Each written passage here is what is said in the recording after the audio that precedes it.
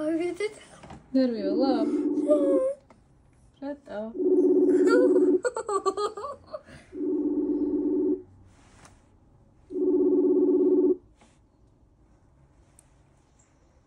გამარჯობა. კარგი, ვისგან დავიწყოთ?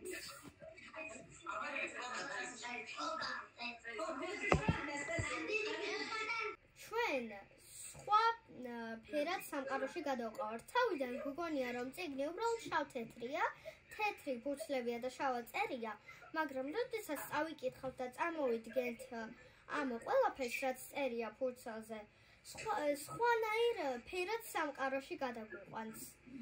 და ჩვენ ადამიანებს ერთმანეთთან გვაკავშირებს, ანუ ერთმანეთთან კავშირის ხიდი არის წიგნების წაკითხვა. და ახლა მინდა თქვენ დავისვათ კითხვები წიგნების შესახებ. საყვარელებზე.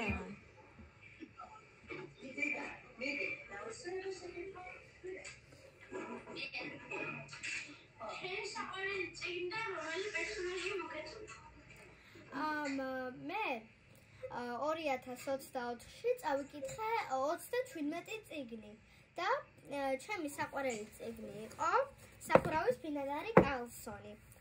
და რა თქმა უნდა, ბუნებრივია, აქედან კარლსონი მომეწონა, იმიტომ რომ მისი ოინები ნამდვილად ბავშვივით მისი სიტყვები ნამდვილად ბავშვივით ჟღერდა, სულ იცინოდა, ლაღი, ბედნიერი, მხიარული იყო ეს პერსონაჟი და როდესაც დავიწყე ამ წიგნის კითხვა, ძალიან გამიხარდა, იმიტომ რომ ასეთი კარგი წიგნი არასოდეს არ წამიკითხავს. და როდესაც დავასრულე, მაპატიეთ ძალიან მეწყინა, იმიტომ რომ ისეთი მხიარული იყო ამ წიგნის დამთავრება მართლა არავის არ ესიამოვნებოდა და ბევრჯერ წავიკითხე კიდევ რაღაც მონაკვეთები, რაც ყველაზე სასაცილოა. და 2025 წელს წავიკითხე ჯერ 7 წიგნი და 2025-ში წაკითხულ წიგნებში არის ჩემი საყვარელი წიგნი ცუდზე კვირა. ამის ავტორები არიან ევა ამორესი და მეთ ქოსკროვი. და ძირითადად კომიქსებია, ხო და? ხო, ეს არის კომიქსი. და ჩემი საყვარელი წიგნის ჟანრი არის, ანუ ჟანრი სიტყვა ნიშნავს წიგნის სახეობას, ხომ არსებობს რამდენიმე სახეობა: იგავარაკი, ზღაპარი, მოთხრობა, ლექსი, კომიქსი და ასე შემდეგ. ეს არის კომიქსი, ერთ-ერთი ჟანრია, ხო? და ამ წიგნში არის მოცემული გასაფერადებელი რაღაცეები. და ბოლოში არის პატარა გზავნილი ევასგან და მეცისგან, ამ წიგნის ავტორებისგან. და აქ შეგიძლია ბოლოს არის რაღაც 4 კუთხედი და იქ წერია იმედია წიგნის წაკითხვა მოგგვარა ღიმილი, ხით-ხითი, ხაკუნი, მოუსვენრობა, ცოტა გულისრევი შეგრძნება და ყველაფერი ერთად. და გულისრევი შეგრძნება იმიტომ წერია, რომ რაღაც აქ არის მთავარ როლში ჯასტინ ჩეისი. და ჯასტინ ჩეისის მამას ჰყავდა ტუალეტის მანქანა, ბორბლებიანი ტუალეტი ჰყავდა. და მაგიტომ წერია, მე შემოხაზე გულისრევი შეგრძნება და ყველაფერი ერთად, იმიტომ რომ თან ვერ ვისვენებდი, თან მეცინებოდა, თან მეღიმებოდა, ყველაფერი ერთად მემართებოდა, ყველა ემოციის გამოხატვა მიწევდა ერთად. და საერთოდაც ამ ჯასტინ ჩეის უყვარს ჰოპი დოპი რა და ყველაზე მეტად უყვარს კლოპი ამ ანიმაციებიდან და ჩართავს ხოლმე ესე დინამიკს და ესე აცეკვდება რა და ფანჯრიდან რომელიღაც გოგო დაინახავს და ეს ახალ სკოლაში რო გადადის ეს ჯასტინ ჩეისი იქ ხდება ეს გოგო კარგი, დანარჩენი თუ აინტერესებთ, წაიკითხავენ დედიკო და გაეცნობიან თვითონ. და თუ გაინტერესებთ, როგორ განვითარდა მოვლენები ამ წიგნში, შეგიძლიათ შეიძინოთ ეს წიგნი და წაიკითხოთ. ძალიან სასაცილოა. ჩემ კლასელებსაც ბევრ წიგნებს ვუჩვევ. აი, თქვენ რასაც გირჩევთ, თქვენ გირჩევთ ზუსტად ისე, როგორც ჩემს საუკეთესო და საყვარელ მეგობრებს. თქვენც რა თქმა უნდა ჩემი მეგობრები ხართ და ძალიან მიხარია, რომ სოფელში მცხოვრებ ბავშვებს გელაპარაკებით, ასეთები ჭკვიანები ხართ და ძალიან მიხარია თქვენთან შეხვედრა. ჩავალთ ხო, დედიკო, აუცილებლად და გავიცნობ. აუცილებლად ჩამოვალ თქვენთან და გნახავთ და ერთად წავიკითხავთ უამრავ ახალ და სახალისო წიგნებს.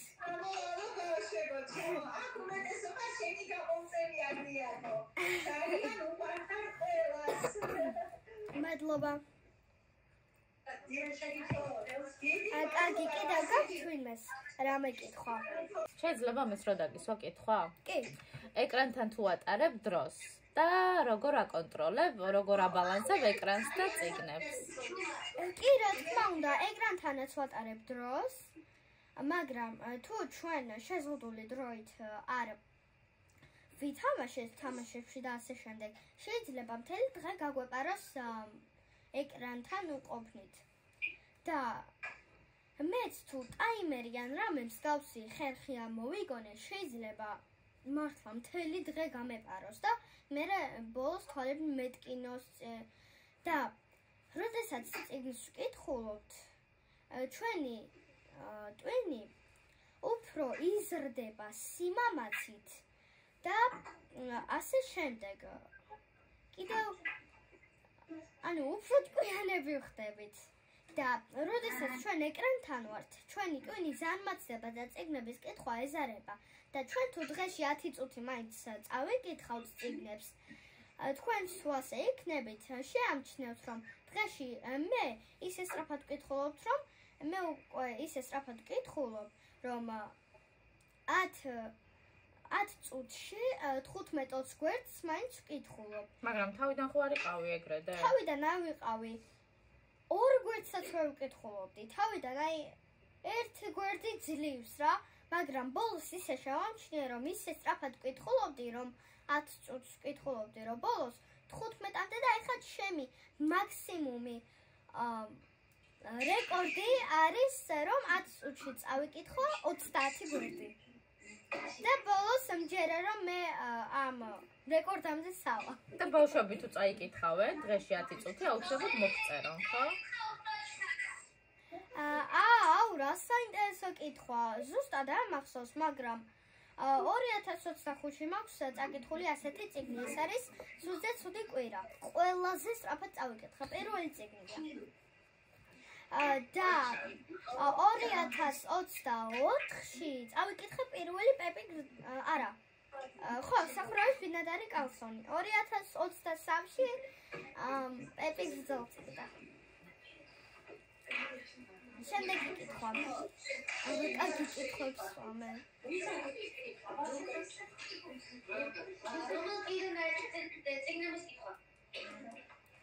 რომელ წიგნმა გამიჩინა სული? არა, რომელი წლიდან დაიწყე წიგნების კითხვა? რამდენი წლის იყავია? კითხვა რო ისწავლე ალბათ, ხო? ხო. ანუ მე როდის ვისწავლე? პირველ კლასში. ხო, პირველი კლასიდან, ანუ 6 წლიდან დავიწყე წიგნების კითხვა და 3 წერია გატაცებული ვარ წიგნების კითხვით. შემდეგი.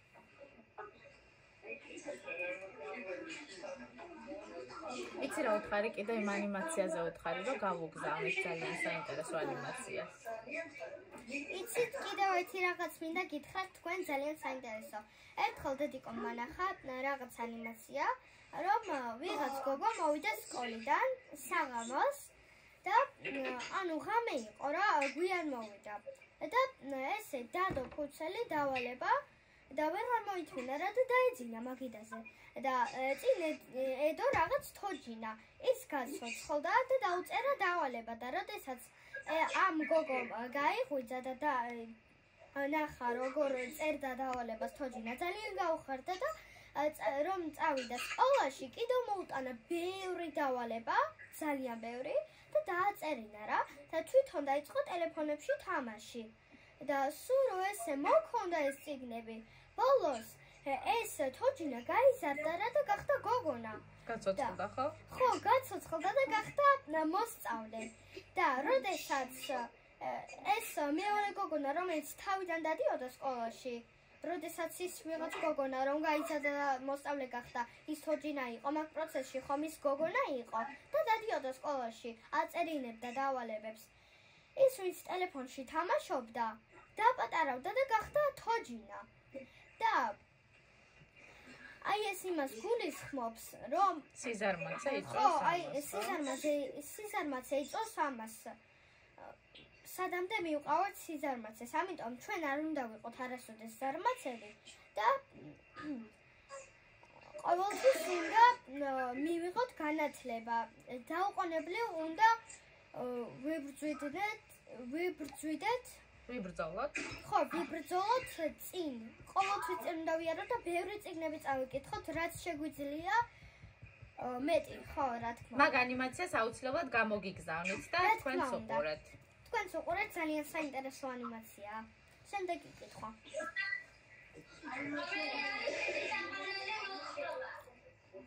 ჩემი საყვარელი მოთხრობა არის მოთხრობა რა წავიკითხე. ხო, შობის წინა ღამე ძალიან საინტერესო მოთხრობაა. მითები და ლეგენდები. ეს არის ისტორიული წიგნი, რომელიც ბევრ მითს გვახსენებს და აი მე წავიკითხე ის მომენტი, როდესაც ადრე ცისარტყელის ხიდი არსებობდა და იმას ერთ-ერთი ღმერთი იცავდა. აი ეს ისტორიული წიგნი ნამდვილად მიზიდავს და ძალიან მაინტერესებს. რომელ წიგნში? არა, ზოგადად რასაც კითხულობ, იმახსოვრებო მაგას კითხე. კი, რა თქმა უნდა. და უკვე იმდენად გამოცდილი ამ ყველაფერში, რომ სხვადასხვა წიგნებს ერთდროულად ვკითხულობ და ვცდილობ, რომ აზრები არ შემიშალოს ერთმანეთში და გამომდის კიდეც ეს.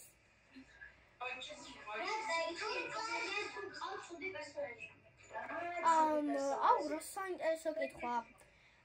კი, ესეც ყველაზე პოპულარულ წიგნში ცუდზე ცუდ კვირაშია.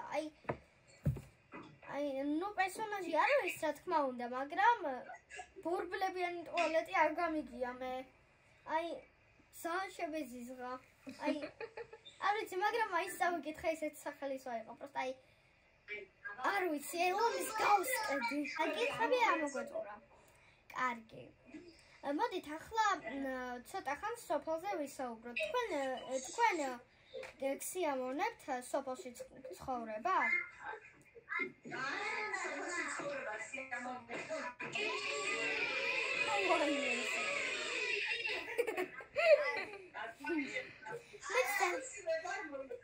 მეც ძალიან მინდა სოფელში ცხოვრება.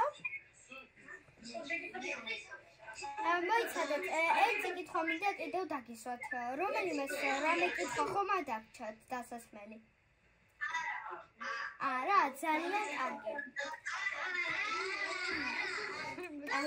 ვაიმე, ძალიან საყვარელი ხარ. საყვარელი საგანი არის ხელოვნება და სპორტი.